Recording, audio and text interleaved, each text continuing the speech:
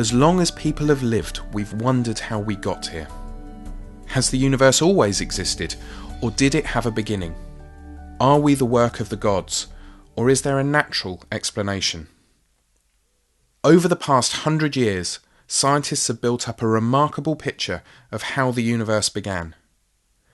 This tells us that everything we can see began 14 billion years ago, in an explosion from a tiny speck of immensely hot, dense matter. Does the Big Bang do away with the need to believe in God? Or does it point towards a God who created the universe? Probing the Big Bang involves looking into the depths of space using giant telescopes, and it involves looking into the depths of the atom using giant particle accelerators. In these programs, we're talking to astronomers and physicists who accept the scientific account of the Big Bang, and they believe in a God who created us. We want to find out how they hold these beliefs together. Geneva, in Switzerland, is famous for its watches and its chocolates. In the past few years, it's become famous for something else. The biggest scientific instrument in the world, just up the road from the lakeside, is the Large Hadron Collider at CERN. Nick Saunders was involved in designing some of the key instruments for the Large Hadron Collider. We asked him why it's important. Well, Large Hadron Collider is their new machine, so it's a much higher energy machine. Why is it important? Well, it's hit the news obviously because not only because of the delays and problems that they've had with the magnets, but in addition, the Large Hadron Collider is a machine which should, if the Higgs Boson exists, enable one to detect the presence of the Higgs Boson, which would be quite interesting to see whether the standard model of quantum mechanics is correct or not. I think it'll either confirm or deny our current understanding of the science.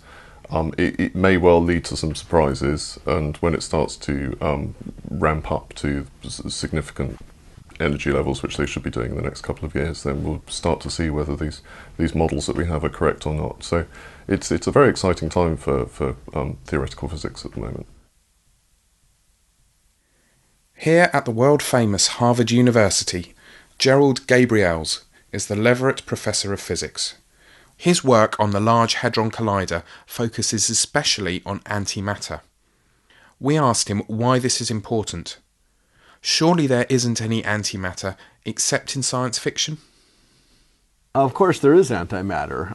It's a well-established phenomenon, and there's a bit of it that there's not very much in reality. There's a bit of it that happens in radioactive decay. The positron is an antimatter particle. The antiproton, which we study as well, is the antimatter counterpart of the proton. We've been studying these for many years. We hold them. There's nothing mysterious about them other than that if you release them into reality, they rapidly annihilate and then they're gone. Peter Bussey is a physicist who specialises in the search for the Higgs boson, the so-called God particle. We asked him what kind of things the Large Hadron Collider experiments are finding. The ATLAS experiment at the LHC at CERN is going to be one of the two big experiments, which is certainly going to discover the Higgs particle and maybe other things as well, like supersymmetric particles, if they exist. We don't know whether they will exist, but we do know that something must exist because the theory tells us that the theory that we have isn't going to be good enough at higher and higher energies.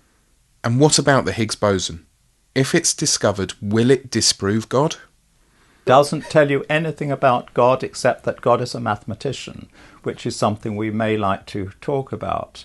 The fact that there's so much really elegant mathematics underlying everything in the universe really does seem to suggest to me that there's a very clever intelligence there behind it all.